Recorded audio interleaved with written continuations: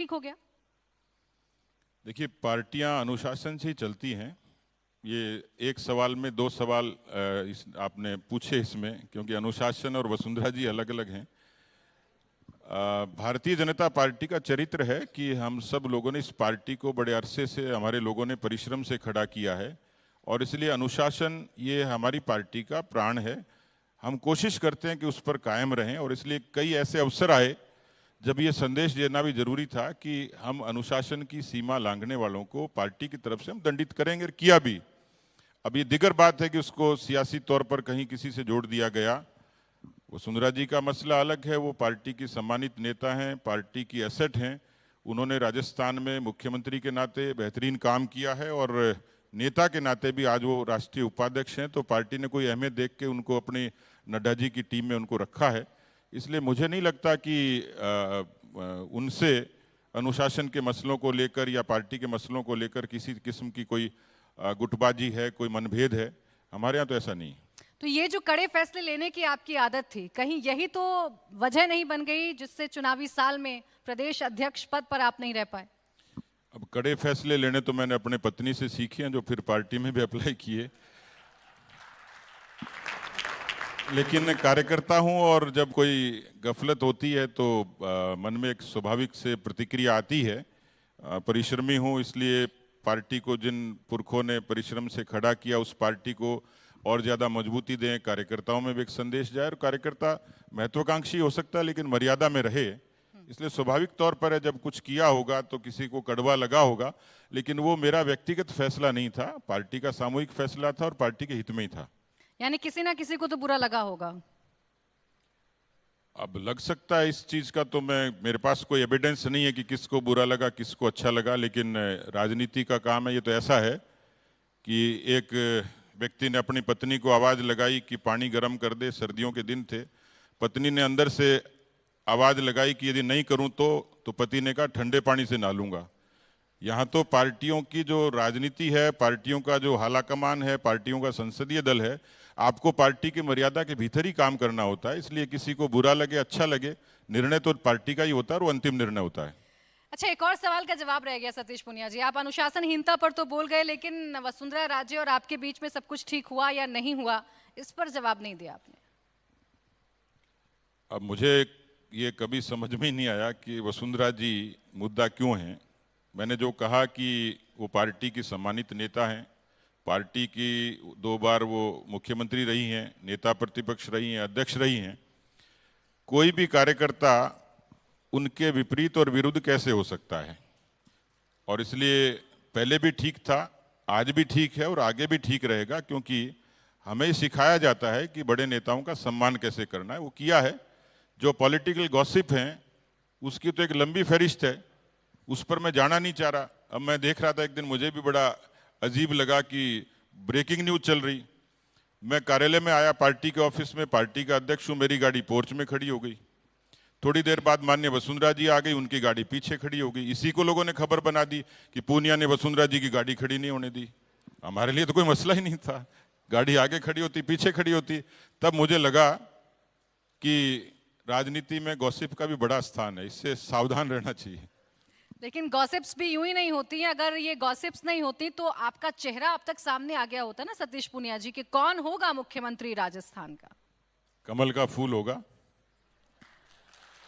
चेहरा बताने में और नाम बताने में इतना वक्त क्यों लग रहा है? देखिए, माननीय प्रधानमंत्री जी जब ये कहते हैं तो उनकी बात का कोई मतलब और मकसद होता है। उन्होंने स्पष्ट कर दिया, और उससे पहले भी हमारे तमाम नेता कहते रहे हैं। मैं अभी गजेंद्र सिंह जी को सुन रहा था, उन्होंने भी यही कहा। अब वो सवाल जब आएगा और उसका जवाब आएगा तो सब बोर हो जाएंगे कि नहीं, ये तो कोई बात नहीं हुई कि सामूहिक नेतृत्व होगा, कमल का फूल होगा, उसमें आपको मजा नहीं आएगा, दर्शकों को मजा नहीं आएगा। पर मैं पेपर लीक नहीं कर सकता अभी पार्टी की तरफ से। तो क्या उस पेपर में लिखे हुए जवाब में सतीश पूनिया का नाम भी हो सकता है? नहीं, मेरी तो कोई महत्वाकांक्षा नहीं है। मैं तो मजदूर आदमी हूँ। पार्टी ने जो भूमिका दी वो मैंने हमेशा अपने मन से स्वीकार की, मन वचन से स्वीकार की है। ये काल्पनिक सवाल है भविष्य का, लेकिन अभी तो जिम्मेवारी यह है कि हम सब लोग सामूहिक रूप से लड़ें, कांग्रेस को सत्ता से बाहर करें। पार्टी का संसदीय दल जिसको तय करेगा उसको नेता स्वीकार करेंगे और आगे बढ़ेंगे। यही तो कांग्रेस पार्टी कहती है ना कि हमारे साथ तो अशोक गहलोत और सचिन पायलट दोनों कलेक्टिव अप्रोच के साथ लड़ रहे हैं, लेकिन यहाँ तो पता ही नहीं चल रहा कि कितने खेमे हैं। वसुंधरा राजे भी हैं, यहाँ पर शेखावत भी हैं और सतीश पूनिया जी भी हैं। ये तो जॉक ऑफ द डे हो जाएगा कि सचिन पायलट और अशोक गहलोत कलेक्टिवली लड़ रहे हैं। थोड़ा 2018 में राजभवन जाइए, मुख्यमंत्री के शपथ के बाद भी मुख्यमंत्री के दूसरे के नारे लग रहे थे। दो मुख्यमंत्रियों के नारे राजभवन में लगे। बाड़ाबंदी उन्होंने की।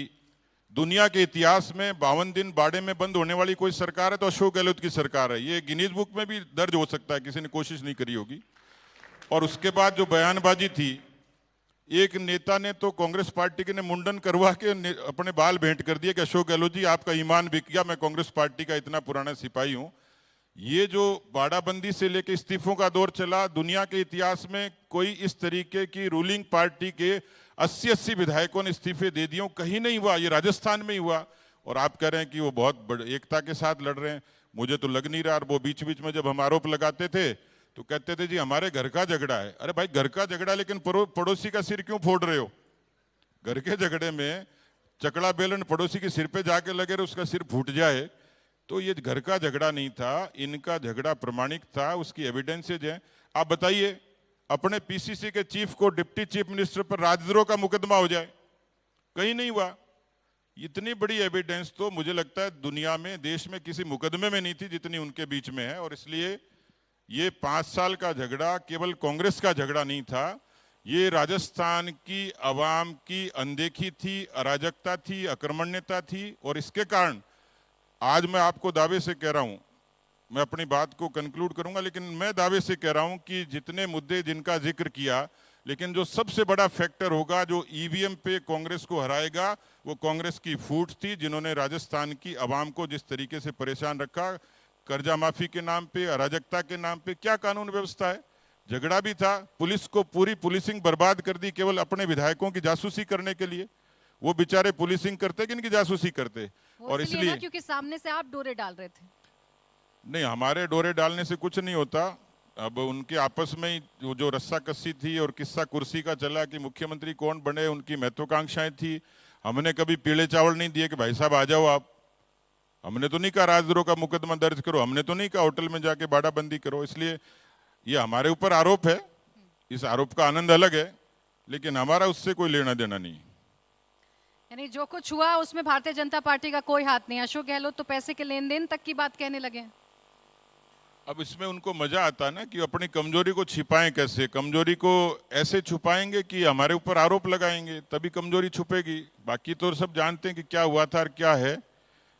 मैं एक छोटी सी बात और बताता हूं। जब ये सारा चल रहा था, ये प्रकरण, तो मेरे खिलाफ विशेषाधिकार हनन का प्रस्ताव की मुझे सूचना मिली स्पीकर के ऑफिस से। ये जो दर्शक है इनकी जानकारी के लिए बता रहा हूं।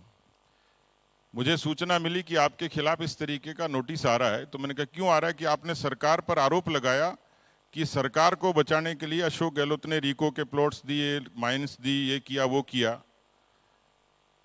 मैंने तो मीडिया के सामने आरोप लगा दिया और उस आरोप के आधार पर मेरे खिलाफ विशेषाधिकार हनन का प्रस्ताव लाने की तैयारी हो गई। मुझे स्पीकर के यहाँ से सेक्रेटरी का फोन आया।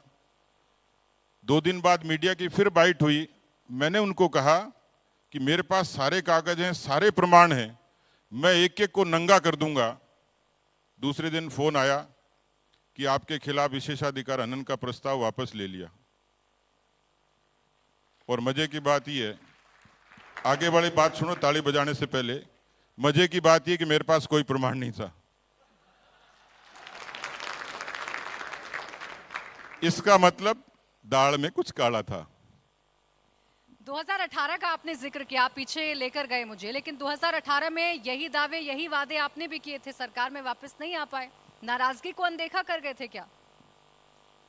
2018 का परिणाम देखिए ना आप, 20 सालों के चुनाव के रिजल्ट को देखिए। वो जब सत्ता में आए पिछले 15 वर्षों में, उनका मैंडेट होता है 96, 99। वो जब सत्ता से बाहर जाते हैं तो उनकी दुर्गति होती है 56, 21। अपोजिशन में सत्ता से बाहर जब जाते हैं तो उनके खिलाफ एंटी इनकम्बेंसी इतनी प्रखर होती है कि जनता उनका सुपड़ा ही साफ कर देती है। 2018 में हमने कहा हमारी सरकार के बाद अंतर क्या था?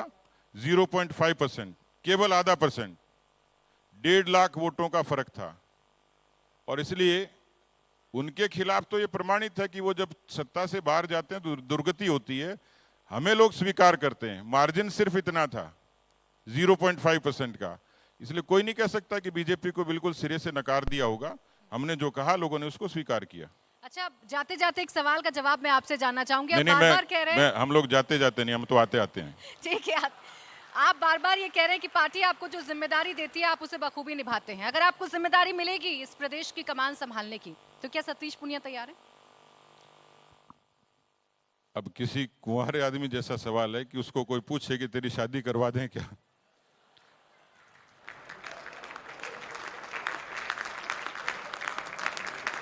ये अभी काल्पनिक सवाल है और इस सवाल का कोई भी जवाब दूंगा तो बहुत लोग नाराज होने वाले हैं। इसलिए मैंने जो कहा कि प्रधानमंत्री के कहने के बाद में कि कमल का फूल होगा, पार्टी का पार्लियामेंट्री बोर्ड जब तय करेगा उससे पहले मैं क्या कहूं। और इसलिए पहली जरूरत है, और जो हम लोग कर भी रहे हैं, कि कलेक्टिवली लड़ेंगे, कलेक्टिवली जीतेंगे और कलेक्टिवली पार्टी का पार्लियामेंट्री बोर्ड जिसको नामित करेगा उसकी जिंदाबाद करेंगे। सतीश पूनिया एक सामान्य कार्यकर्ता है, उसी में उसको आनंद आता है। जो भूमिका पार्टी देगी उसको ईमानदारी से निभाएंगे। बहुत बहुत शुक्रिया सतीश जी हमारे साथ जुड़ने के लिए और बहुत